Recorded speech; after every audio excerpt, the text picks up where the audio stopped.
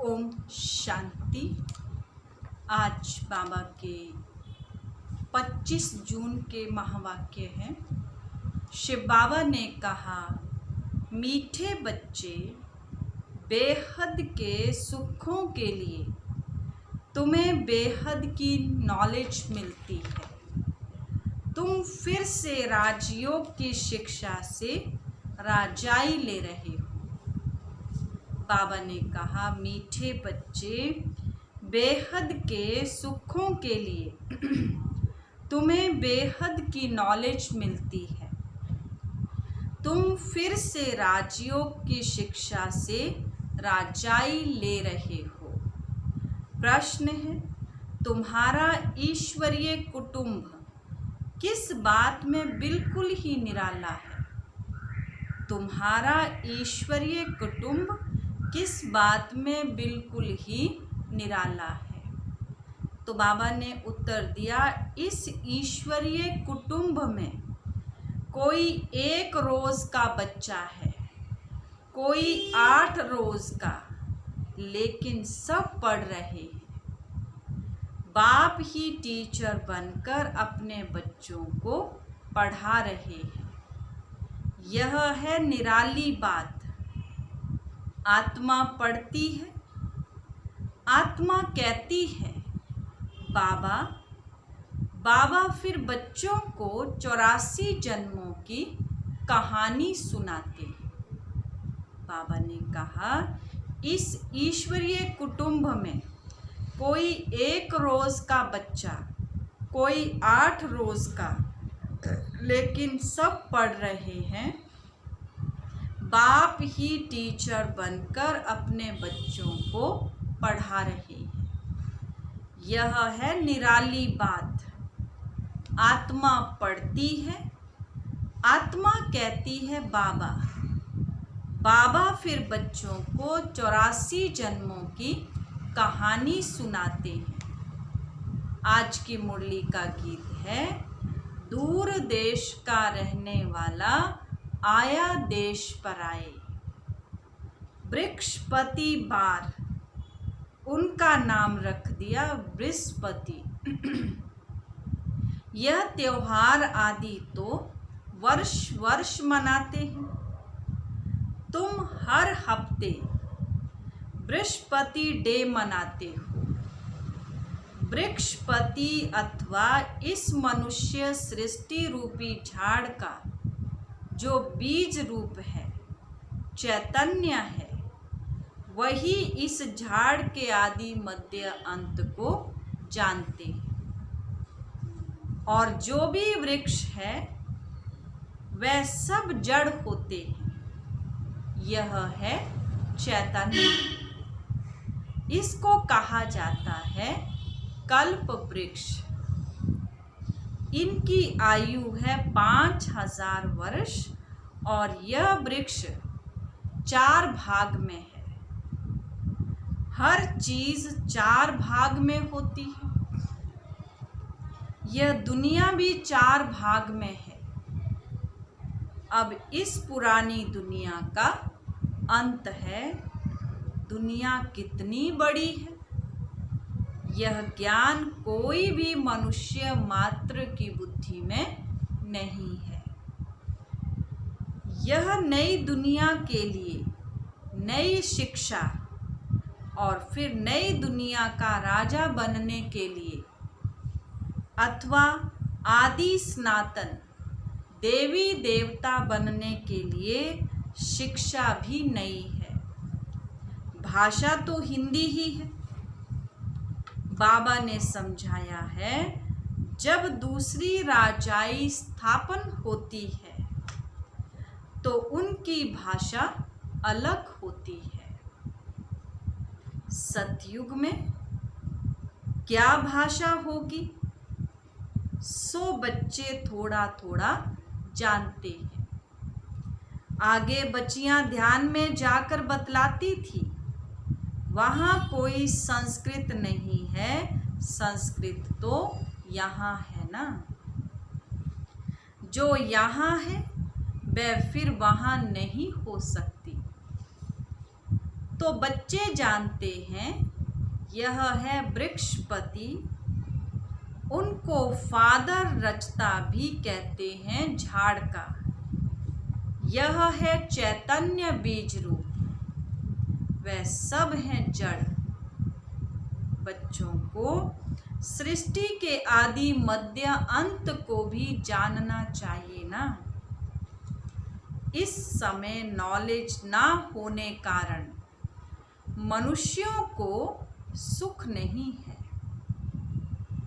यह है बेहद की नॉलेज, जिससे बेहद का सुख होता है। हद की नॉलेज से काग विष्ठा समान सुख मिलता है। तुम जानते हो हम बेहद के सुख के लिए अभी पुरुषार्थ कर रहे हैं। फिर से यह फिर से अक्षर सिर्फ तुम सुनते हो।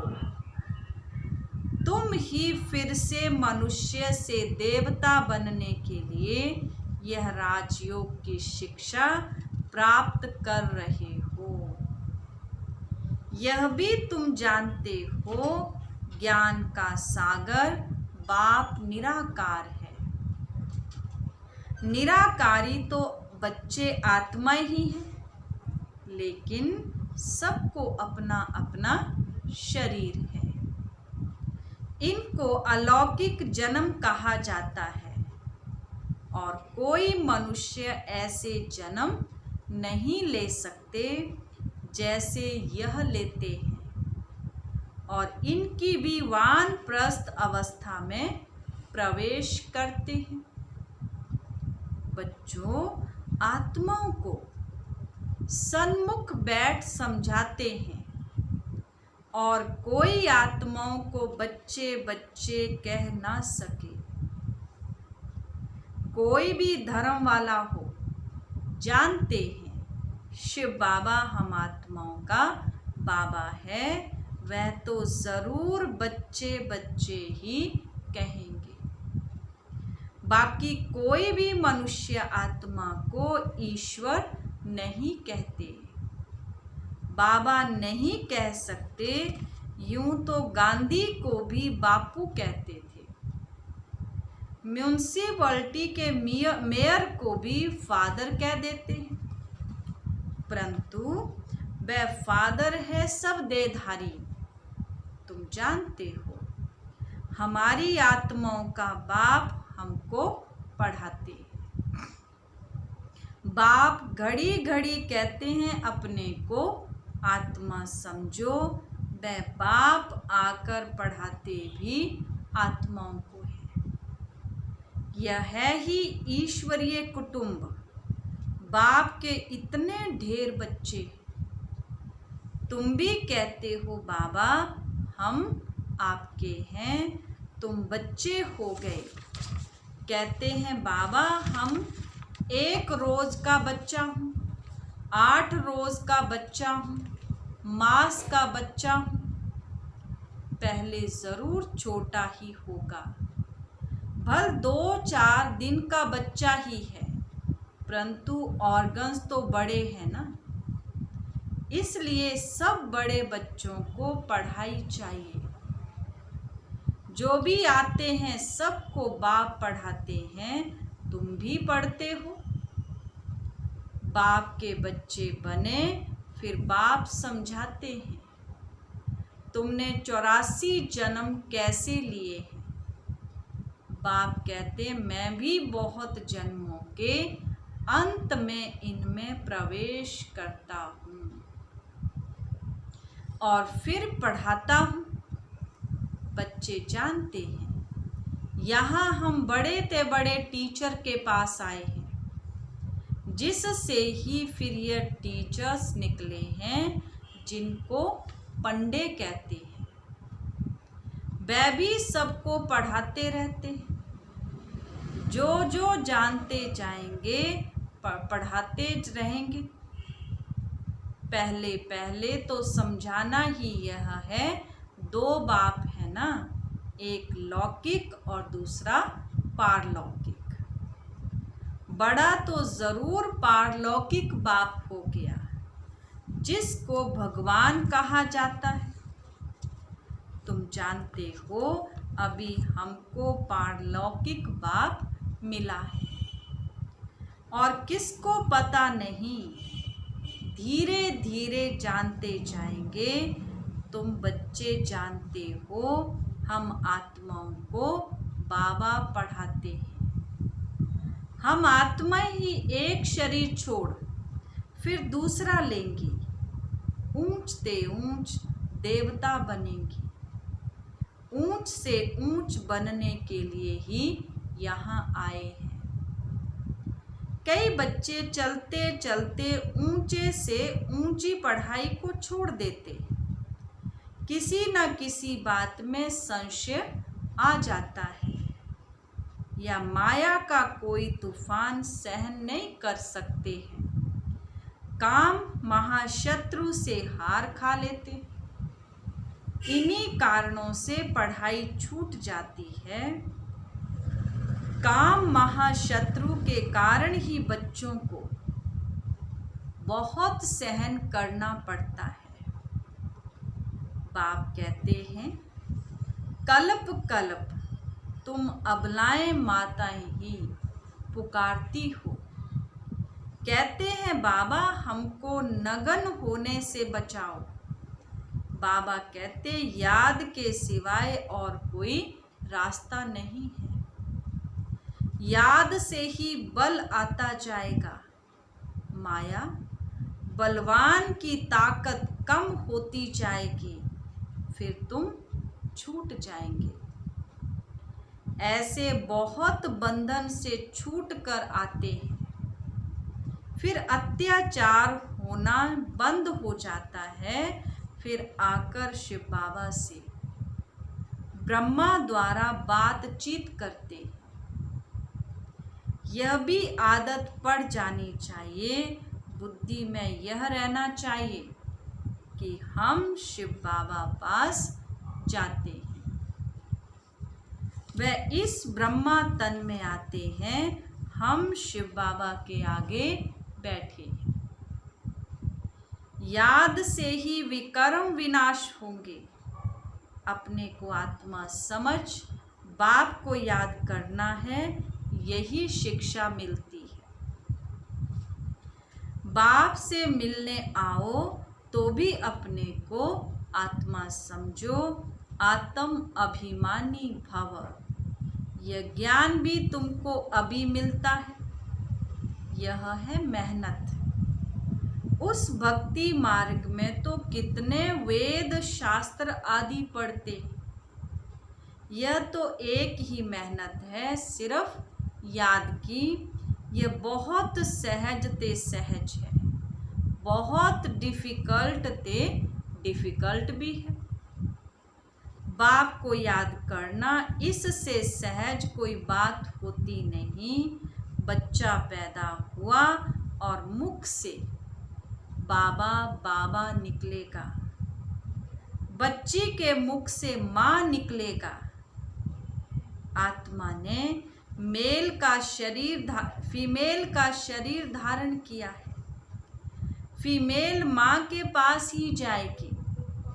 बच्चा अक्सर करके बाप को याद करता है, क्योंकि वर्षा मिलता है। अभी तुम आत्माएं तो सब बच्चे हो, तुमको वर्षा मिलता है बाप से। आत्मा को बाप से वर्षा मिलता है, याद करने से। देही अभिमानी होंगे तो वर्षा पाने में मुश्किलात, देह अभिमान में होंगे तो वर्षा पाने में मुश्किलात होगी। बाप कहते हैं मैं बच्चों को ही पढ़ाता हूँ। बच्चे भी जानते हैं हम बच्चों को बाप पढ़ाते हैं। यह बातें बाप के सिवाय कोई बता ना सके। उनके साथ ही भक्ति मार्ग में तुम्हारा प्यार था। तुम सब आशिक थे उस एक माशूक के। सारी दुनिया आशिक है माशूक की। परमात्मा को सब परम पिता भी कहते हैं। बाप को आशिक नहीं कहा जाता। बाप समझाते हैं तुम भक्ति मार्ग में आशिक थे, अभी भी हैं बहुत, परंतु परमात्मा किसको कहा जाए इसमें बहुत मूंझते हैं। गणेश हनुमान आदि को परमात्मा कह एकदम सूत मुझा दिया है। सिवाय एक के कोई ठीक कर ना सके। कोई की ताकत नहीं, बाप ही आकर बच्चों को समझाते हैं। बच्चे फिर नंबरवार पुरुषार्थ अनुसार समझते हैं और समझाने के लायक बनते हैं। राजधानी स्थापन हो रही है।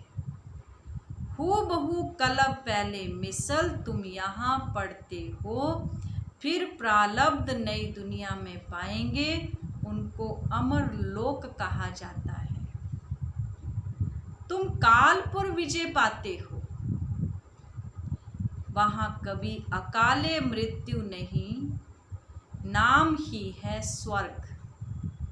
तुम बच्चों को इस पढ़ाई में बहुत खुशी होनी चाहिए। बाप की याद से बाप की प्रॉपर्टी भी याद आएगी। सेकंड में सारे ड्रामा का ज्ञान बुद्धि में आ जाएगा। मूल वतन, सूक्ष्म वतन और स्थूल वतन 84 का चक्र, बस यह नाटक सारा भारत पर ही बना हुआ है, बाकी सब है बाई प्लाट। बाप नॉलेज भी तुमको सुनाते हैं, तुम ही ऊंचते ऊंच फिर नीच बने हो। डबल सिरताज, राव और फिर बिल्कुल ही रंक।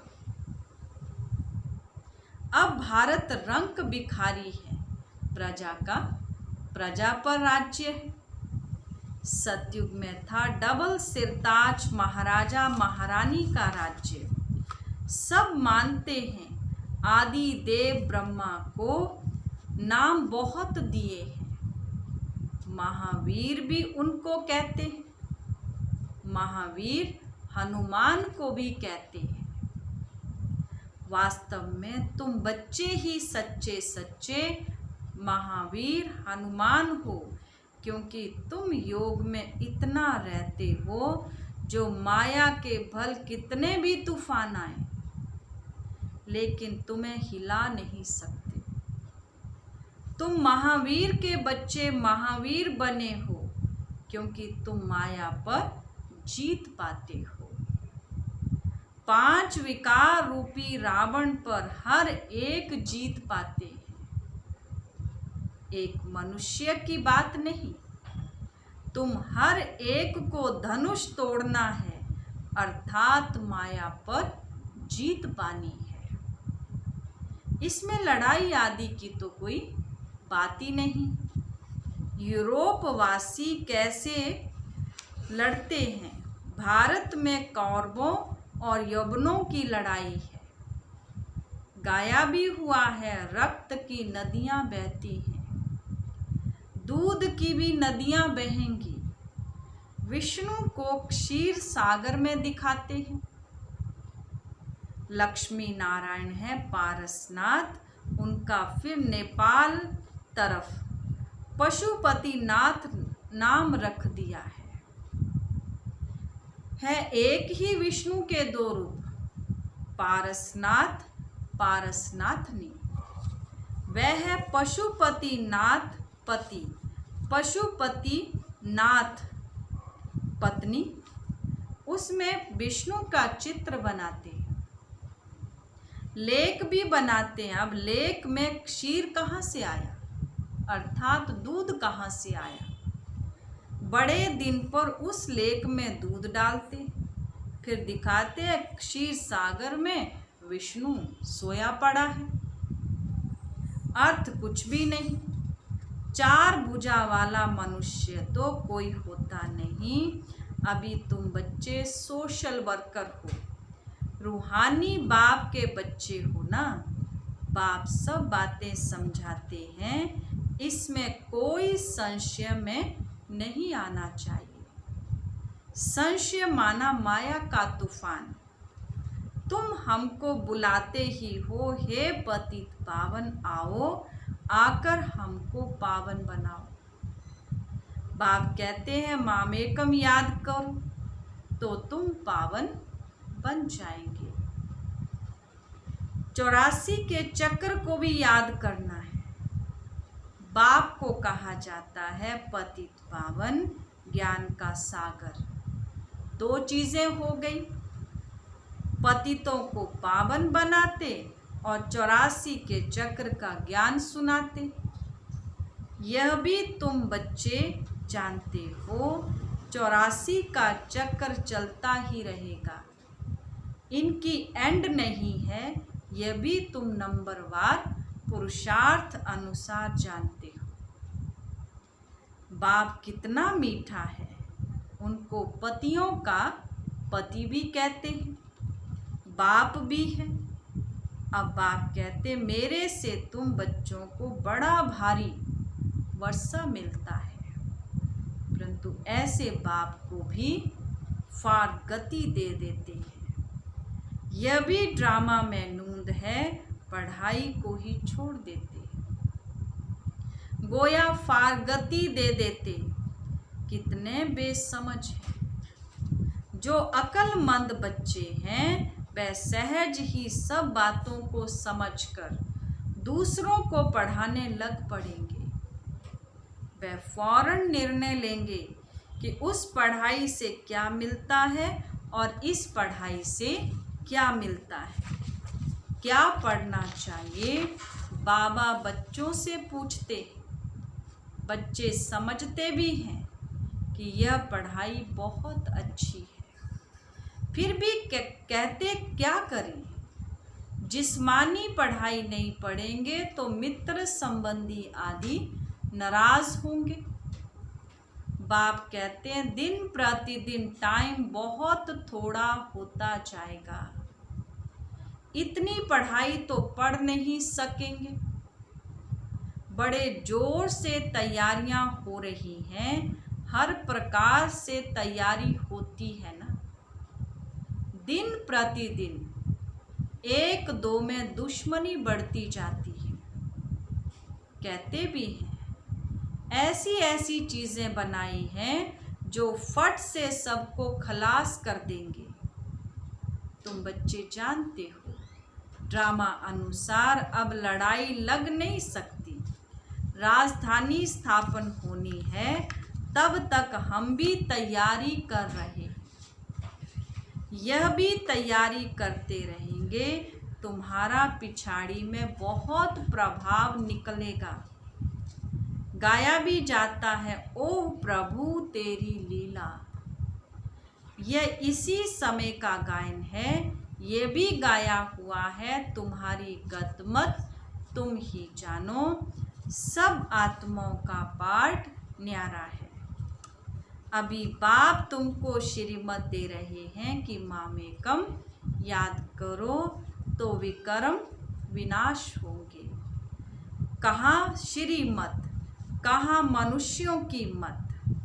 तुम जानते हो विश्व में शांति सिवाय परम पिता परमात्मा के कोई कर ना सके। 100% पवित्रता सुख शांति 5000 वर्ष पहले मुआफिक ड्रामा अनुसार स्थापन कर रहे। कैसे, सो आकर समझो। तुम बच्चे भी मददगार बनते हो। जो बहुत मदद करेंगे वह विजय माला के दाने बनते हैं।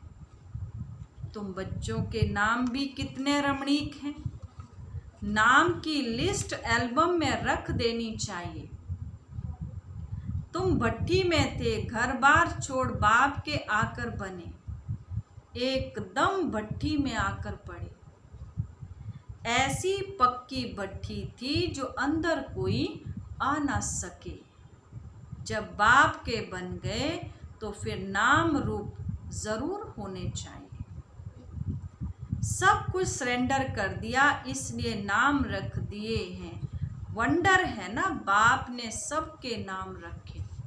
अच्छा, मीठे मीठे सिकिलदे बच्चों प्रति मात पिता बाप दादा का याद प्यार और गुड मॉर्निंग।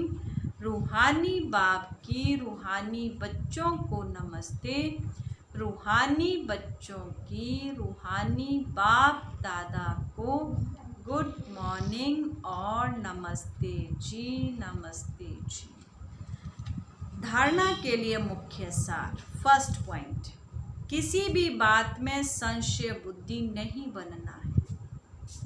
माया के तूफानों को महावीर बन पार करना है।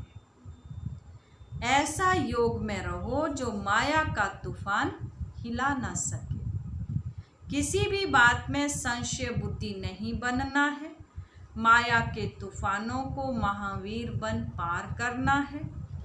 ऐसा योग में रहो जो माया का तूफान हिला ना सके। सेकंड पॉइंट, अक्लमंद बन अपनी जीवन ईश्वरीय सेवा में लगानी है। सच्चा रूहानी सोशल वर्कर बनना है। रूहानी पढ़ाई पढ़नी और पढ़ानी है। अक्लमंद बन अपनी जीवन ईश्वरीय सेवा में लगानी है। सच्चा रूहानी सोशल वर्कर बनना है। रूहानी पढ़ाई पढ़नी और पढ़ानी है। आज का वरदान, संकल्प रूपी बीज को कल्याण की शुभ भावना से भरपूर रखने वाले विश्व कल्याणकारी भव। संकल्प रूपी बीज को कल्याण की शुभ भावना से भरपूर रखने वाले विश्व कल्याणकारी भव। जैसे सारे वृक्ष का सार बीज में है, ऐसे संकल्प रूपी बीज हर आत्मा के प्रति, प्रकृति के प्रति शुभ भावना वाला हो। सर्व को बाप समान बनाने की भावना, निर्बल को बलवान बनाने की, दुखी अशांत आत्मा को सदा सुखी शांत बनाने की भावना का रस व सार हर संकल्प में भरा हुआ हो। कोई भी संकल्प रूपी बीज इस सार से खाली अर्थात व्यर्थ ना हो। कल्याण की भावना से समर्थ हो, तब कहेंगे बाप समान विश्व कल्याणकारी आत्मा। आज का स्लोगन है, माया के झमेलों से घबराने के बजाय परमात्म मेले की मौज बनाते रहो। माया के झमेलों से घबराने के बजाय परमात्म मेले की मौज बनाते रहो। चाची, ओम शांति।